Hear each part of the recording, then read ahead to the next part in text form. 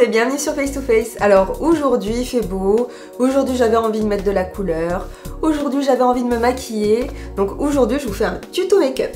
Alors comme vous pouvez le voir, c'est un maquillage qui met l'accent sur les yeux, un maquillage assez coloré, mais c'est un maquillage que vous pouvez aussi porter en journée si vous vous sentez, si vous l'assumez, et c'est un maquillage aussi que vous pouvez faire pour une soirée. Donc tout de suite, voici le tuto avec les explications et les produits que j'ai utilisés pour ce maquillage. Alors je commence par m'attacher ma frange pour éviter que je me mette du fond de teint sur les cheveux. Je commence par hydrater ma peau avec la crème hydratante Embryolis que j'applique sur tout mon visage, même sur les yeux et sur les mains quand il m'en reste. Ensuite, j'utilise le Fix Plus de MAC pour faire tenir mon teint plus longtemps. Et le fond de teint Ultra HD de chez Make Up For Ever qui a une nouvelle formulation et qui est vraiment très sympa. Donc je commence par le centre du visage et j'étire vers l'extérieur. Donc là j'applique une couche très fine de fond de teint. Pour avoir un peu plus de couvrance, je vais utiliser l'anti-cerne éclat Vanilla de chez NARS. Donc que j'utilise bien sûr comme un anti-cerne sur les cernes et sur tous les coins d'ombre de mon visage. Donc c'est aussi l'intérieur des yeux, le coin interne, le coin externe où j'ai un peu plus de pigmentation, sous l'arcade sourcilière, les ailes du nez et le dessous de la bouche, enfin de la lèvre inférieure. Ensuite je fonds l'anti-cerne avec mon pinceau fond de teint Sigma. Et pour les zones plus près de l'œil, j'utilise un pinceau plus fin de chez Real Technique et je tapote aussi l'anti-cerne avec mes doigts. Pour les sourcils, j'utilise le correcteur de sourcils de chez Make Up For Ever ainsi que le fard à paupières Punk de la palette Gwen Stefani de chez Urban Decay. Je commence par brosser mes sourcils vers le bas. Je trace la ligne du haut.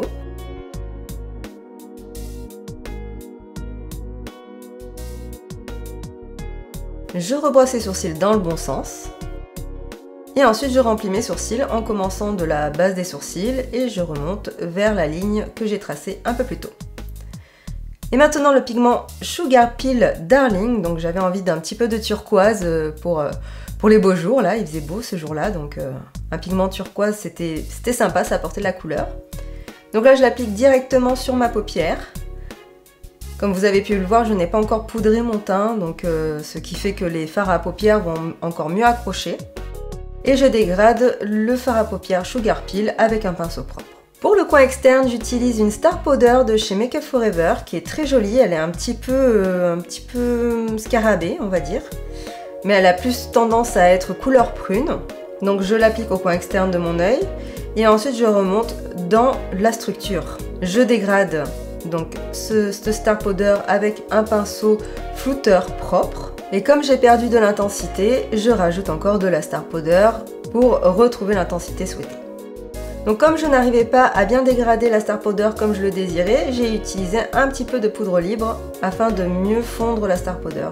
Je reprends le fard à paupières Punk de la palette Urban Decay et je l'applique au ras de mes cils inférieurs. Je dégrade avec le pinceau que j'ai utilisé pour la Star Powder. Et là je commence à travailler un petit peu le coin externe de mon œil avec le fard à paupières Punk, toujours de la palette Gwen Stefani. Je remonte légèrement la pointe au coin externe pour me donner une forme d'œil étirée. Et je dégrade avec mon pinceau flouteur. Comme j'ai perdu un petit peu d'intensité avec le fard à paupières turquoise, j'en rajoute encore une fois. Et pour mieux le faire tenir au coin interne, j'utilise le Fix Plus. Si jamais vous avez eu des petits problèmes d'application avec vos fards à paupières, vous pouvez rattraper tout ça avec un coton-tige. Et je poudre le dessous de mes yeux avec la poudre libre de chez Make Up For Ever. Je poudre l'ensemble de mon teint avec un gros pinceau et la poudre libre de chez Make Up For Ever. Alors là j'utilise un gros pinceau parce que le fond de teint HD, je trouve que c'est déjà un fond de teint un peu poudreux. Donc pas la peine de rajouter trop de poudre libre par-dessus. Je n'ai pas d'eyeliner bleu marine, mais néanmoins j'ai un fard à paupières bleu marine de chez Sleek. Donc du coup j'utilise du Fix Plus, ce qui me permet de mouiller un peu mon fard à paupières, de le faire tenir plus longtemps et de pouvoir l'utiliser comme un eyeliner. Je dégrade l'eyeliner avec le fard à paupières, toujours de la même couleur mais cette fois-ci sec. Pour le mascara, si ce n'est pas la première fois que vous venez sur le blog, vous savez qu'en ce moment j'aime bien utiliser le mascara Fossil Superstar de L'Oréal en base. Et pour le noir du mascara, j'utilise cette fois-ci le mascara False Lash Effect de Max Factor. Je l'aime bien parce qu'il sépare bien les cils. Et en plus, avec la base Fossil Superstar de L'Oréal, ça me permet d'avoir plus de volume.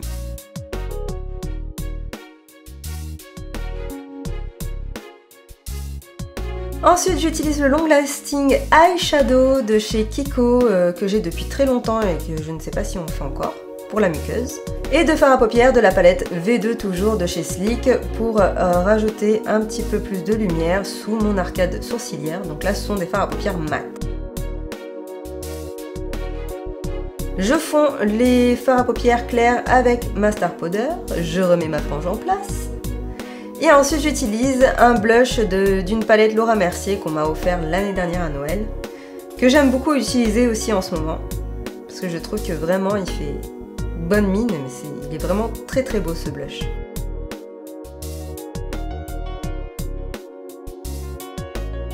Ensuite pour les lèvres, je vais rester soft. Je vais utiliser un contour des lèvres de chez Bourjois, d'une couleur à peu près similaire à la couleur de mes lèvres, mais qui reste dans les mêmes tons que le blush, c'est-à-dire un peu pêche. Et alors là, ce brillant Jumbo, je ne sais absolument plus quelle est la référence, parce que tout s'est effacé sur le packaging, donc impossible de vous dire la couleur de ce Jumbo, mais voilà, c'est une couleur un peu pêche, et puis c'est sympa, ça réhydrate un peu les lèvres. Et voilà, on se recoiffe, et c'est terminé. Voilà, ce tuto est terminé, j'espère qu'il vous plaît et j'espère que c'est un maquillage que vous aurez envie de refaire chez vous. En tout cas, si vous avez la moindre question concernant ce maquillage ou les produits que j'ai utilisés, n'hésitez pas à laisser un petit commentaire sur YouTube ou sur le blog ou sur Facebook. Enfin, vous commencez à connaître le truc sur les réseaux sociaux. Je vais pas vous embêter avec ça. Moi en tout cas aujourd'hui il fait beau, donc je vais sortir en profiter. Je vous fais plein de gros bisous et on se retrouve très bientôt sur Face to Face. Mouah.